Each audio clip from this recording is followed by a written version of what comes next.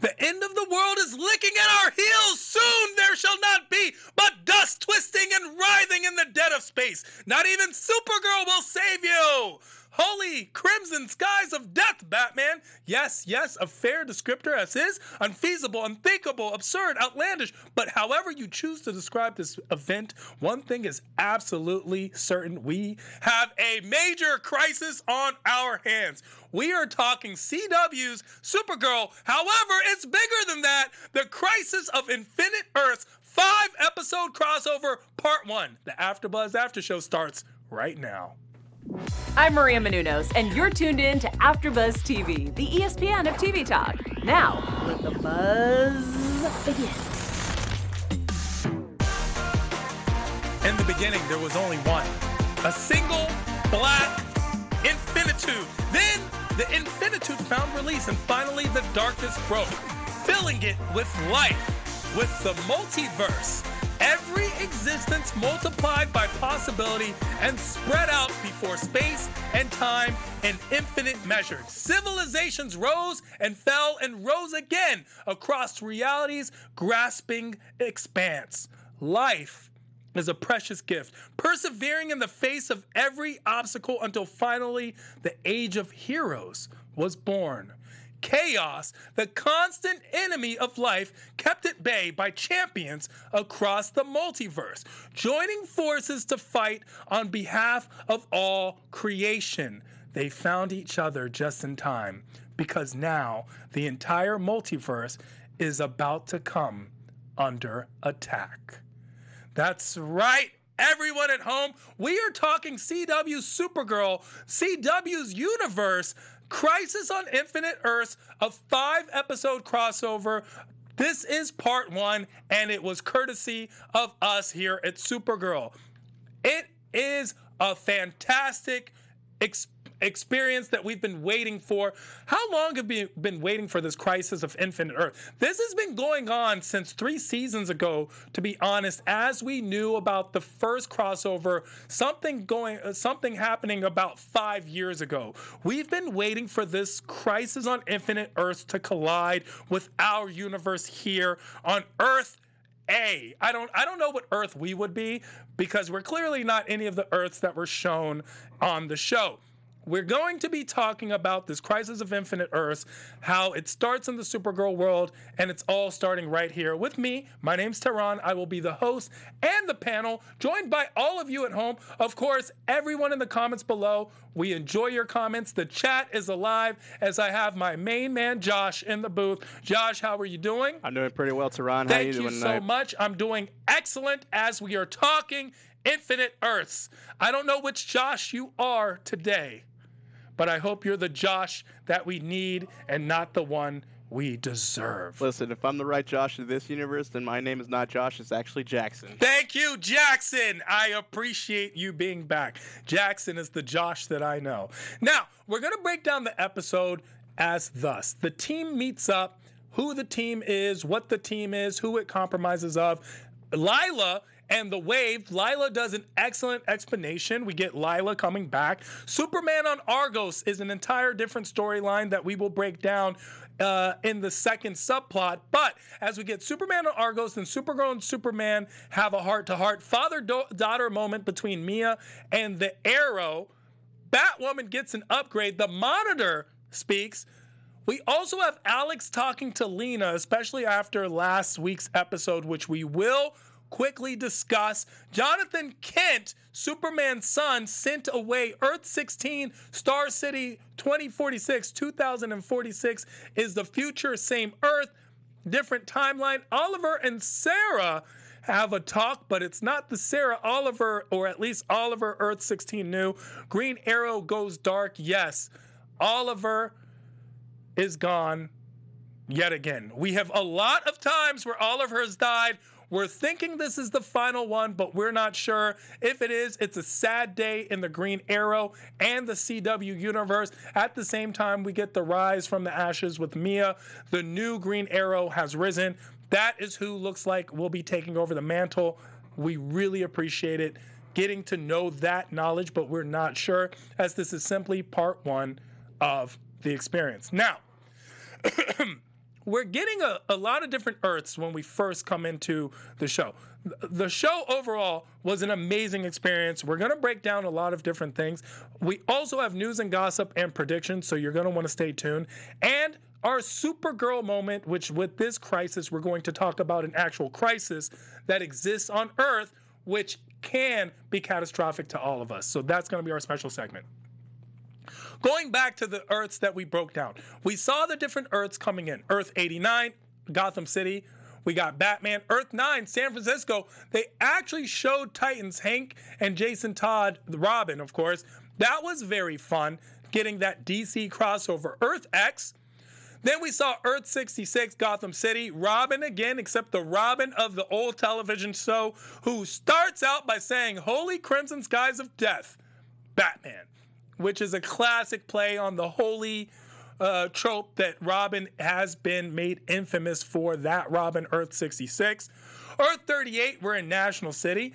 And then we get this flash to the new Earth, getting the team. Earth 1, Lian Yu, Arrow. Earth 1, Central City, Flash. Earth 1, Gotham City, Batwoman, who's the newest one to the gang, the newest member. Earth 1, Star City, Little Robot Man. That's as we get the Legion, the Legends. Ray and Sarah come to play, and Little Robot Man is a play on when Ray had to get a lock of Janis Joplin's hair, and she exclaimed "Little Robot Man," and that became her last song because, of course, the Legions are supposed to look but not touch. They changed the timeline in their own world. Very interesting, great edits, great cuts to each and every single one of these Earths. Playing it up, the team meets up. Who's on this team? Supergirl, Superman, Arrow, Mia. That's Arrow's daughter. Everyone's like, Arrow had a daughter? Yes, if you haven't been watching Arrow, Arrow had a daughter.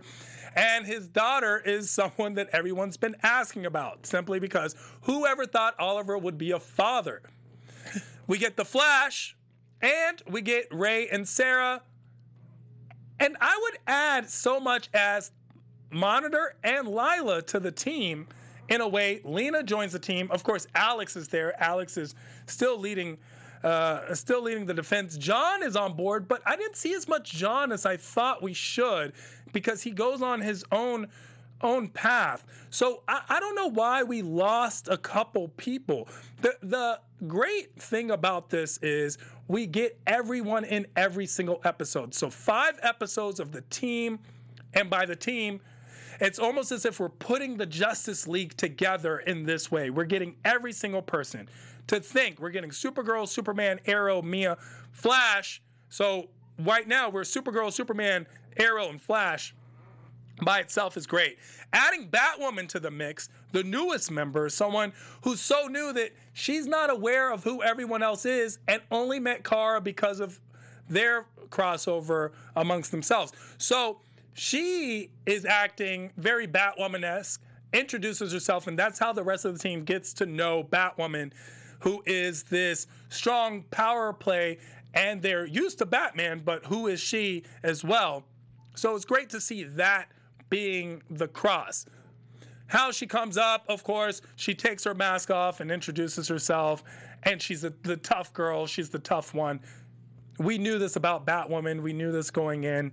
But the rest of the team seems to be thrown a little aback, especially when Ray says, "I could upgrade that," and Batwoman states, "If you want your hand back, you won't touch me." One of those things. So we get a quick taste of who Batwoman is for those who weren't too familiar. Hopefully, it leads more people to go and watch the Batwoman series. It's also a great lead-in series, tying into all the CW's DC atmosphere. Being part of the CW DC universe is one of the best universes of TV. I mean, this is something that we've all been looking forward to since we were children, and now there are children, there are kids that get to watch this alongside adults because it plays for everyone. They're actually done very, very fun, very, very well, and it's great to see this Crisis of Infinite Earths being a crossover because it's been highly anticipated. So good to see this come out. Now, we see a lot of things. Billions have already died. A few billion people survive. Remember this because it's very important. Out of the 7.35 billion people on Earth 38, only 3 billion survive. And a lot of it has to do with the fact that Oliver risked his life and stayed to his last fighting breath. How did he shoot the Monitor and incapacitate him? I don't know. The Monitor has all this mystical, magical, superpower, godlike abilities, and yet an arrow brought him down.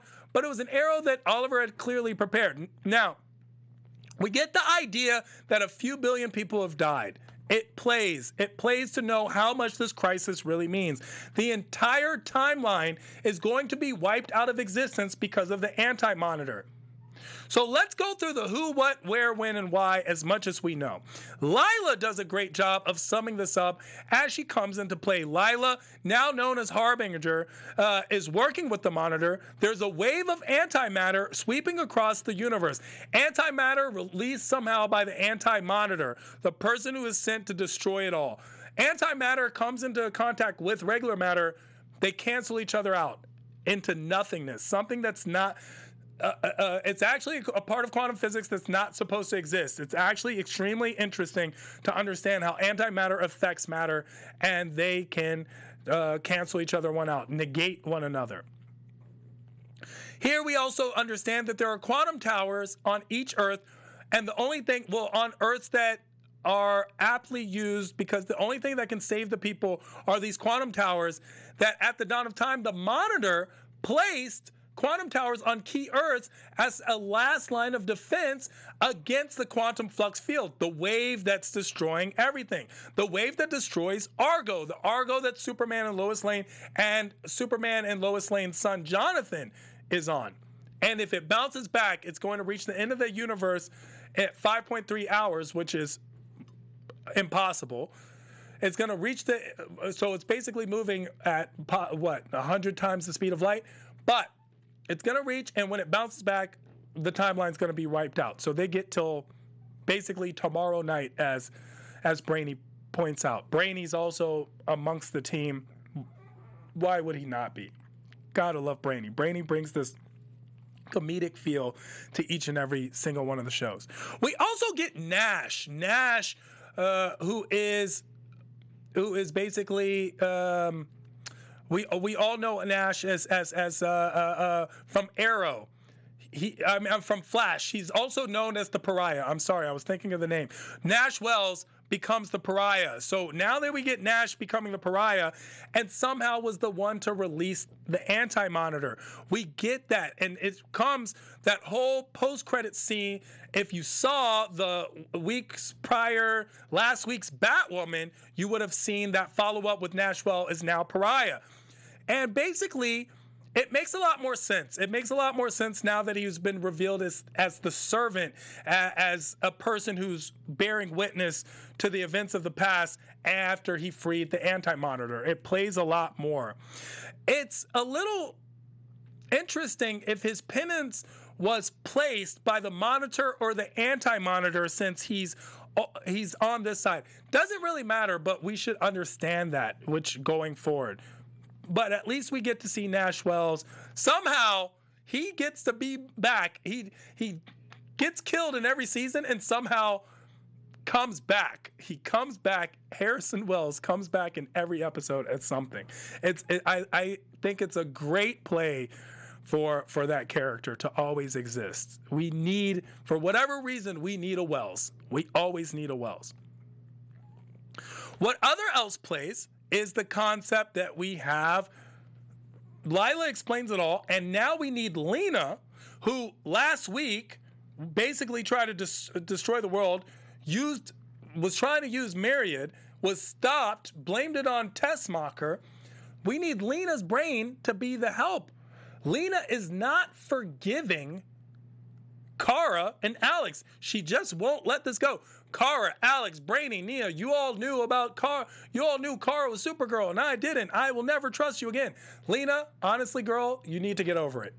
You need to move on. These people have proven to you how good they are time and time again. At this point, if you're against them, it's because you are secretly a bad person. I know you're a Luthor. Don't let Luthor take over you. Choose the Force, you, Luke. What does Darth Vader say to Luke? Something like the dark side, whatever it is. Basically, stay towards the light, Lena. We need you on the light. What Lena needs to do is create that transmatter portal. Transmatter portal, if you remember, she utilized that to help the Daxamites.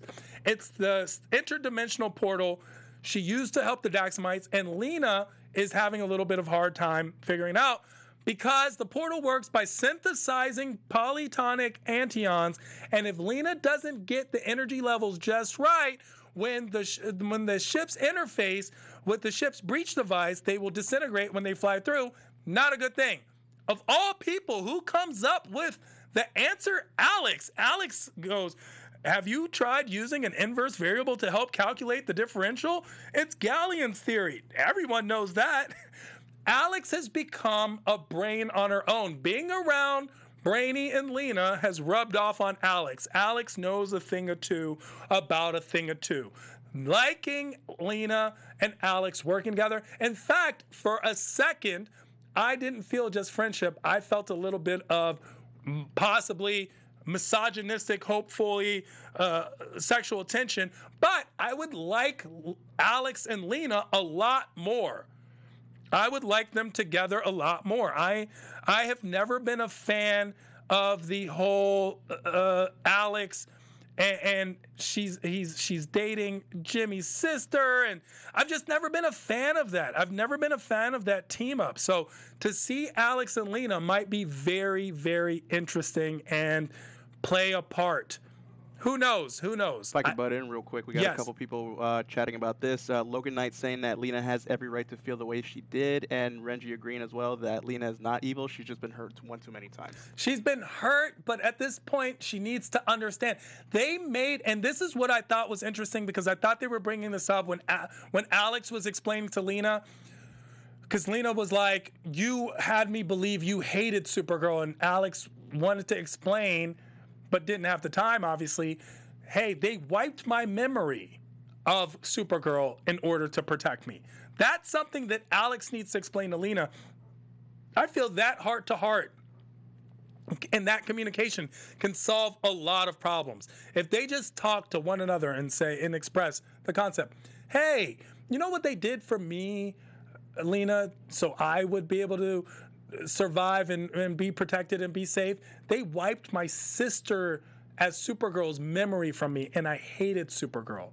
And I made the DEO hate Supergirl as well. I think that can go a long way to salvaging Lena's, at least the relationship with Lena, Kara, and Alex and the world, because this Lena is extremely, extremely dangerous. We get a lot more explanation because Superman's on Argos and his world's destroyed. Superman, Lois Lane, and Jonathan Kent, who we see as Superman's baby, they are bringing Superman back to the CW universe on his own spin-off series coming off of Supergirl and the successful ratings that he showed thus far. Therefore, we're going to get the Superman spin-off. So it's good to show more Superman. Superman's on Argo. He doesn't have his powers. Lois Lane is there. They have their kid. The wave is about to attack. Kara somehow sends a message. They put the baby on a ship. Who does that remind you of? Oh, dun dun dun dun, Superman. Our world is about to end. Our planet's about to be destroyed. Let's save our sun. The sun is the hope. That's who we lose. We lose Kara's mother, Allura. We lose major players because of that. We also think Superman and Lois are goners. We see the planet get destroyed. So I thought they were gone for sure. Of course, the Monitor goes in, saves them, zaps them to be on the team. If I can add something real quick. Yes, Ivan please. Soto actually referenced earlier in the chat that that part where they put Baby Jonathan in the pod was actually a reference to the first scene in the Crisis comics when it first came out. That's an excellent tidbit of information, which is why I always say all of you at home are, if not as much, more so a part of this panel than all of us in studio. Thank you so much for being a part of the AfterBuzz family and being on these panels. We appreciate you. Your comments, sharing, subscribing, liking. Give us those likes. If you're in the chat, like, share, spread the word, share the love. And if you're listening to us on iTunes, give us that 5 stars we so greatly deserve.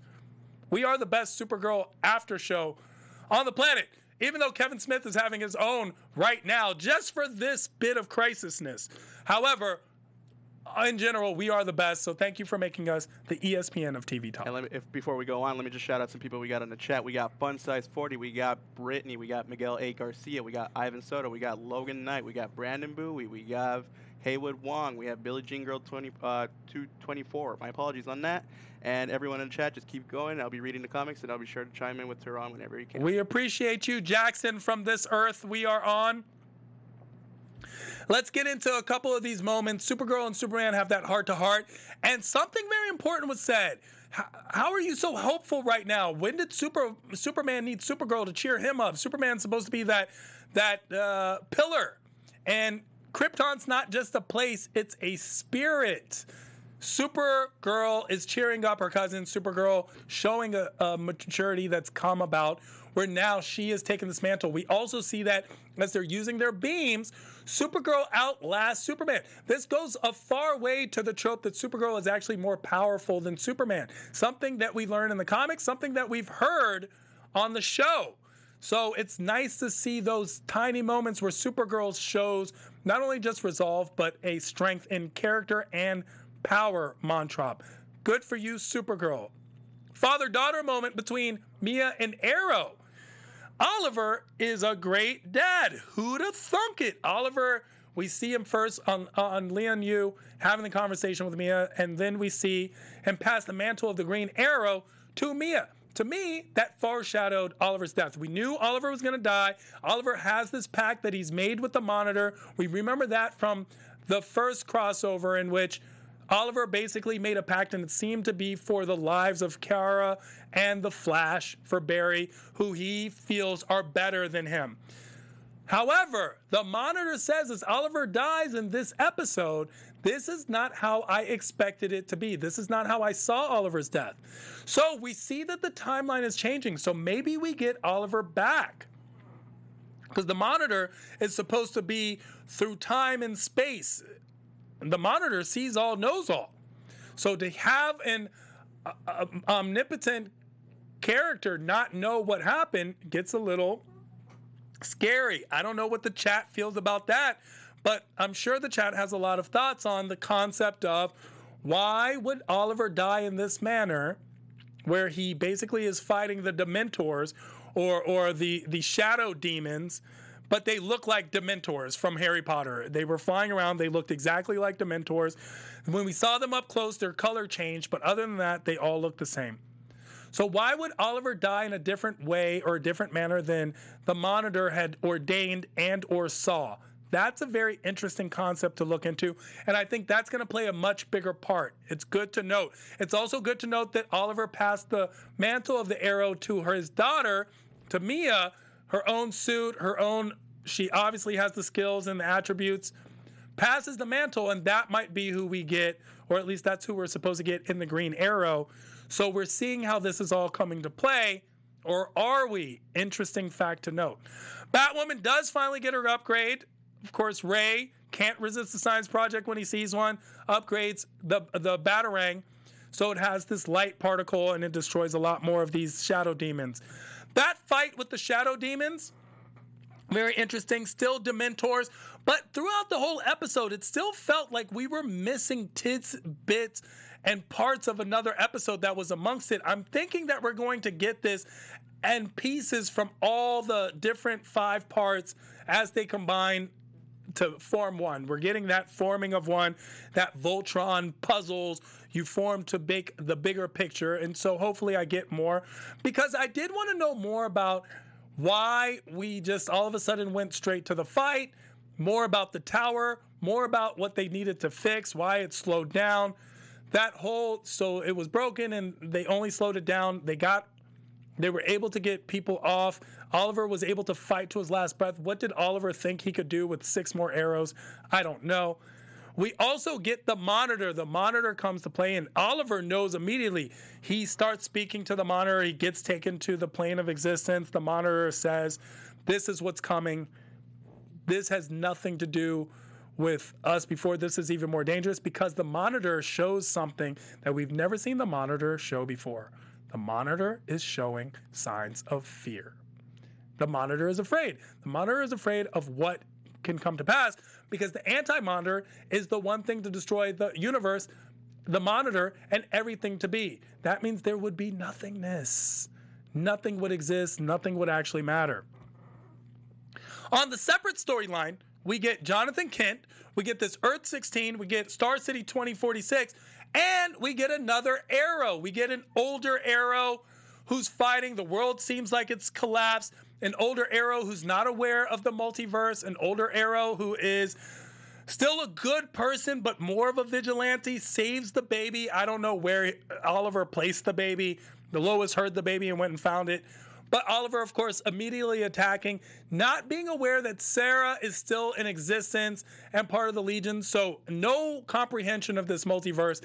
And Oliver does what Oliver has always wanted to do. Oliver, in every universe, apologizes to Sara for having her on the Gambit, taking her on the boat that day, and that leading to the series of events which have culminated into Sara dying, being brought back, being a part of the Legends.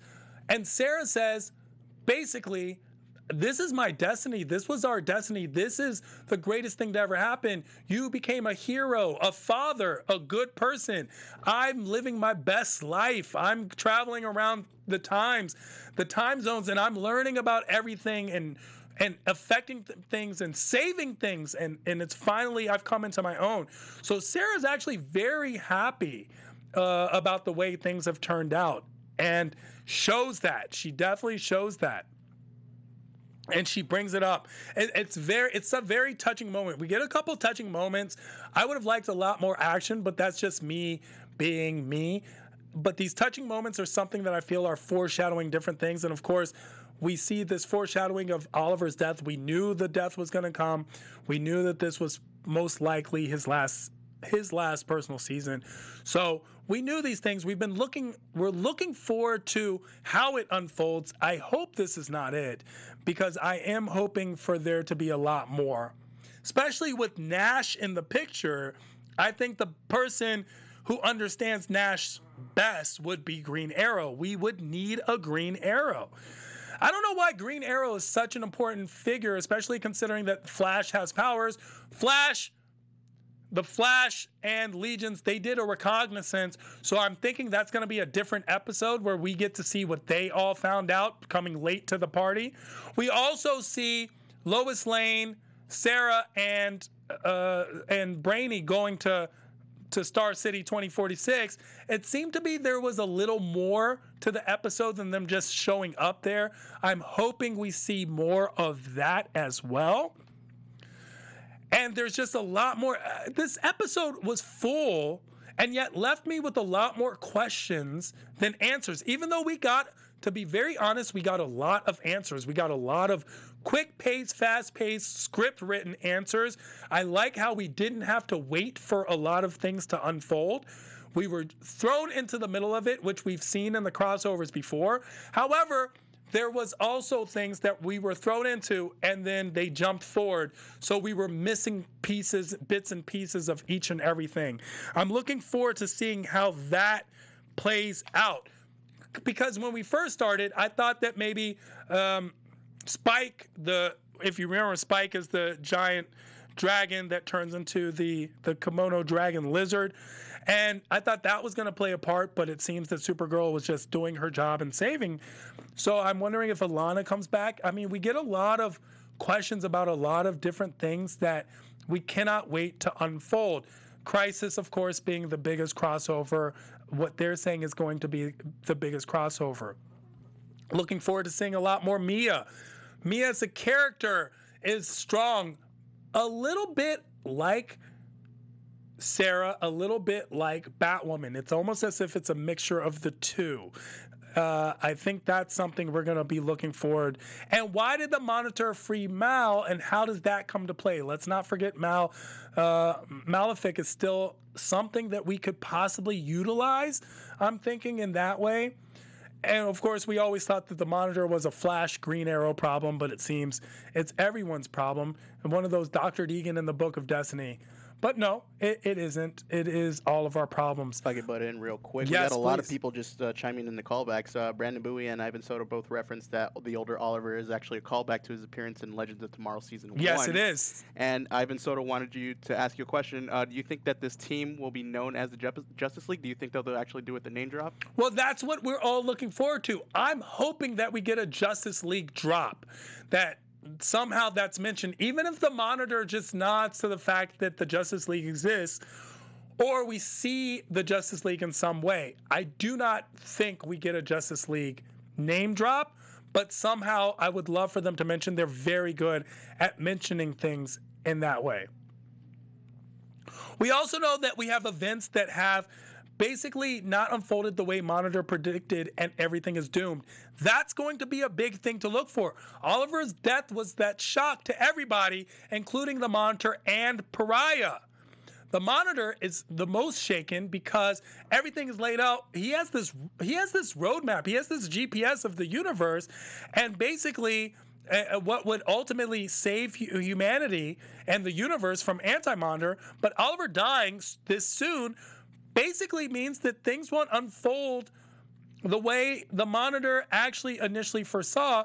So that was why Pariah, if you remember at the end, dramatically announced everything is doomed right before the credits. Everything is doomed. Not a good thing for the Pariah of all people to say. I mean, when the two most powerful people in the room are like, oh no, this shouldn't have happened, we should all be concerned. Now, we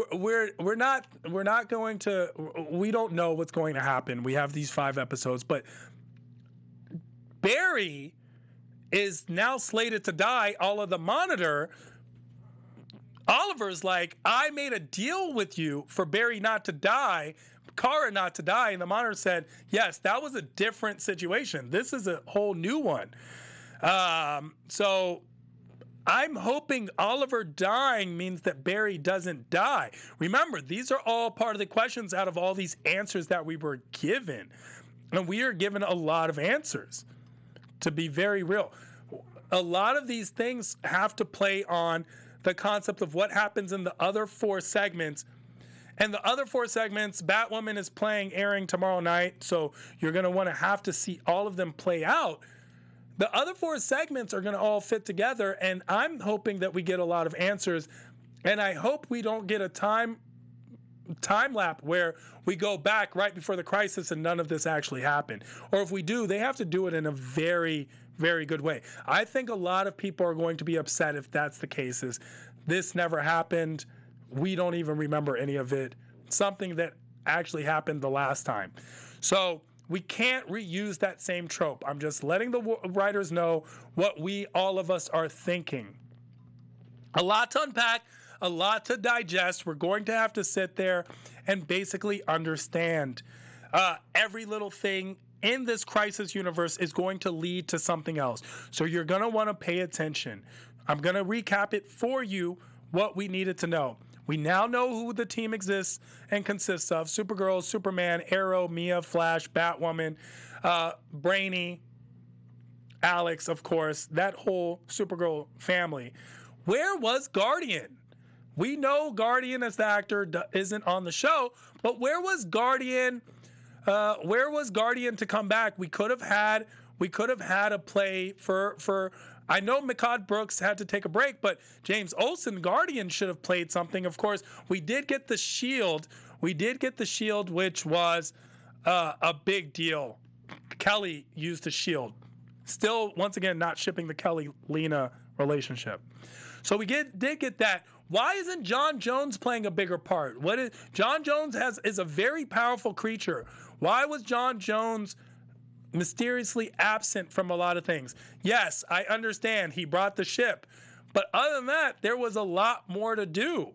We should have got more John Jones.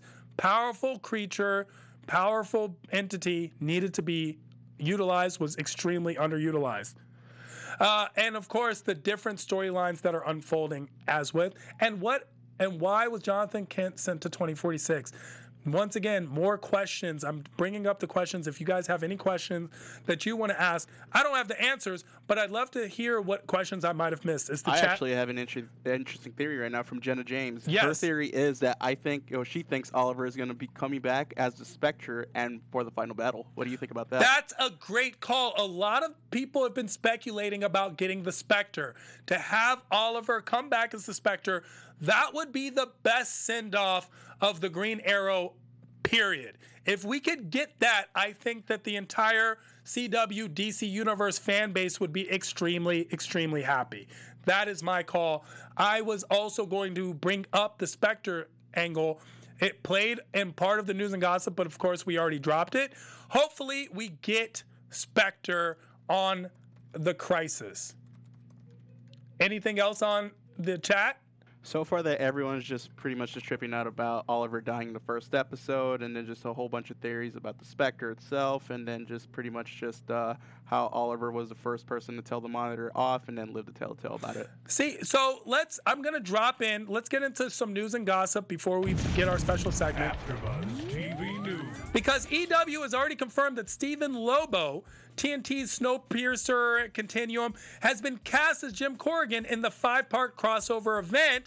The character played a pivotal role basically in Marv Wolfman and George Perez's Crisis on Infinite Earth comics crossover, which saw Spectre go head-to-head with the Anti-Monitor. So Stephen Lobo is cast as the Spectre. How is that importance going to play out? We actually get a Screen Rant article on it, so you might want to read Screen Rant's The Spectre's Important Crisis on Infinite Earths role explained. So that is what we're looking to. This spirit of vengeance, a cosmic entity whose duty, basically its job, is to punish people who commit evil acts. And as the Spectre, Corrigan is easily, honestly, one of DC's most powerful heroes, bar none, even amidst this group of powerful heroes, along with Superman and Martian Manhunter, and even Shazam. In fact, many argue that Silk Spectre is superior to all of them, especially being a cosmic entity. This, we know, is that the Crisis on Infinite Earth will have all of them, and we will see the Spectre. Who the Spectre is, not as an actor, but as an entity, has yet to be seen. So we will find that out.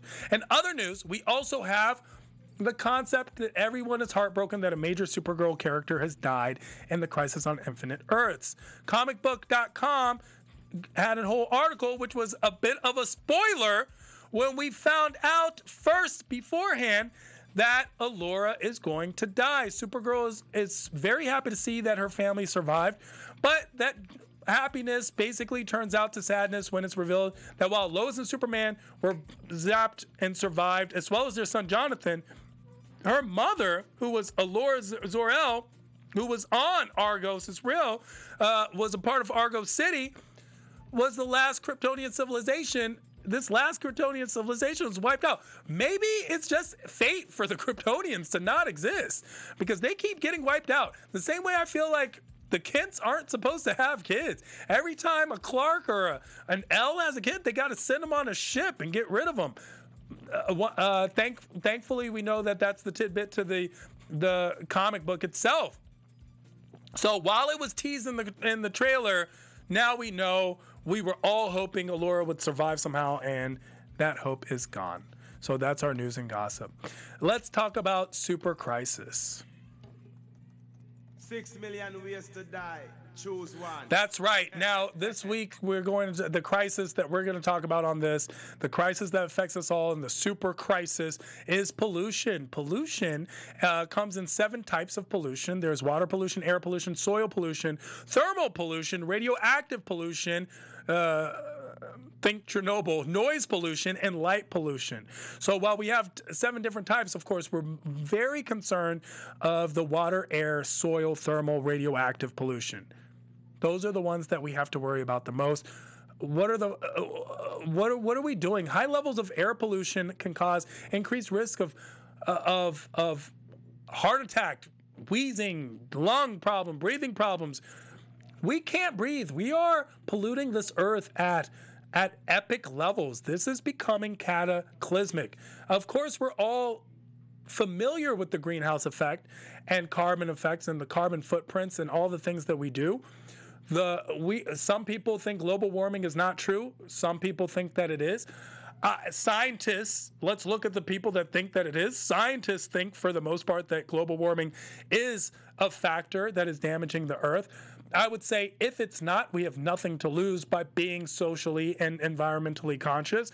So if we are environmentally conscious and we try not to pollute or go out of our way not to pollute, it takes all of us, then great, and pollution is affecting the Earth, then we're going to save the Earth. But if it doesn't, then we're not doing anything harmful to the Earth. That's something that I've always thought of. However, pollution is definitely not just littering, it's all of the above, and it's something we should be very much aware of, since we are looking at a timeline in which a cataclysm can happen in a relatively short period of time. When it comes to pollution, we're talking about 20 to 40 years and the entire Earth changing forever. So be aware of pollution, research it, look it up. And we all know about pollution, but do we all truly know about pollution? And that's what it comes down to. I hope you're a recycler, Jackson. I am. But we also have some other people with some interesting thoughts. Brandon Bowie says that Stargirl will be making her first appearance in the Crisis crossover. Also wishing that there were multiple Tehrans on the panel as well, since this is Crisis on Infinite Earth. That would have been excellent. Each Tehran with a different view, fighting over one universal thought. Just the battle of the Tehrans, and the ultimate Tehran would stay on. That is I. And the ultimate Tehran did. Oh, there you go. Boom. And then we have another question. Do you think that this iteration of the Justice League, quote unquote, of the Arrowverse would be made into a movie, would it be made into a film? Well, do you think that would be a great cast, or do you think the cast should be different? Okay, so if we looked into the iteration of the Arrowverse, this is a TV universe, and I think it should remain TV. I would love to have a Justice League show. That would be possibly one of the best things CW could produce. However, I do think it's unlikely, since all these properties are all different and we have a lot of different conflicting reports regarding the DC streaming and HBO Max and properties that they will own. However, loving the concept of a Justice League, would be great to see it, but it should be for TV. I do not think that a movie would do it justice. And if so, these would not be the people that I would cast for a movie, but definitely the people that I would cast for a CW Arrowverse Justice League show. They look great. They do a great job, honestly, each and every one. And to be very fair, the CW shows are, let's be honest, better than the movies. So maybe the movie stars should be looking on how to get into the, making their way onto the Arrowverse. We saw a lot of different people from different Batmans play a part in this. We saw the old Robin. We saw from Batman the movie. We even heard the music. There was a lot of nods to a lot of DC properties, so that was very cool to see. Let's get into some predictions. Your AfterBuzz TV predictions. Well, I'm sure the chat and the comments below have a lot of predictions. Of course, we love hearing from you, so please comment, chat, let us know what you're thinking. My prediction, seeing the after credits, I think we're going to see Lex Luthor plays a big part, and we need Lex Luthor and Lex Luthor's brain to make this work, to fight the Anti-Monitor. We're going to need good guys and bad guys, and it's going to be in everyone's best interest because the universe is going to be blinked out of existence. So, with no universe, there are going to be no banks to rob and no people and no Superman to kill. I mean, we need everybody's help on this one. I think Lena and Lex are going to revive each other. I think that somehow team is going to play a different part. And I think that in the next episodes, we're going to get not only this backstory, but I think John Jones, the Martian Manhunter, is going to play a huge part. And of course, as everyone predicted, we're going to see the Spectre, and the Spectre and the Anti-Monitor are going to collide. But Pariah is going to play a huge part with Lyla as well. Those are my predictions. And one last question. We have multiple questions. Multiple people are asking this question, actually. Do you think that Kevin Conroy's Batman will be Earth 1 version or a different Earth version? What do you think? I do not think that Kevin Conroy will be Earth 1. Which the Earth do you think? I'm thinking it's going to be Earth. I'm thinking it's going to be Earth, possibly 36. That's what I think. Simply because if this was Earth 1, the Kevin Conroy version, then why would everyone not know who that Batman is? True that. And then we actually had another question from earlier, now ask it now. What do you think of Titans being a part of this crossover event? I thought that the Titans nod was great. I do not think we're going to get a Titans crossover. Nodding to Earth 9 and San Francisco and the DC universe was very, very cool. I think Titans is still relatively not fleshed out on its own, and therefore it would be very confusing for Titans to enter this specific event. And then we just have a whole bunch of people just shouting you out, telling you did a really great job tonight. Well, we really appreciate each and every one of you. As I said, thank you so much for being on this panel. I'm not holding it down by myself at all. All of you at home are as much, if not more so, to be very honest, a part of this panel. I keep my eyes on chat, and a lot of you give me information that I need because this is so much to digest in one sitting, and especially doing it by myself. So I'm glad that I'm part of the Just Us League. Thank you so much. And if you want to find more of me, make sure to find me at I am Tehran, IAMTEHRAN, all across the board, Instagram, Facebook, and find me on Earth, whatever Earth we're on right now. I would think that we're Earth X, but I guess that doesn't work. Also, find me hosting and paneling on a slew of other AfterBuzz after shows because all of your favorite TV shows are my favorite TV shows too. Find Jackson behind the booth and find us all next week as we're talking. Oh, we're taking a little bit of a break, but we will be back talking more Crisis of Infinite Earth and more Supergirl. So up, and away. Our founder, Kevin Undergaro, and me, Maria Menounos, would like to thank you for tuning in to AfterBuzz TV. Remember, we're not just the first, we're the biggest in the world, and we're the only destination for all your favorite TV shows. Whatever you crave, we've got it. So go to AfterBuzzTV.com and check out our lineup. Buzz you later. The views expressed herein are those of the hosts only and do not necessarily reflect the views of AfterBuzz TV or its owners or principals.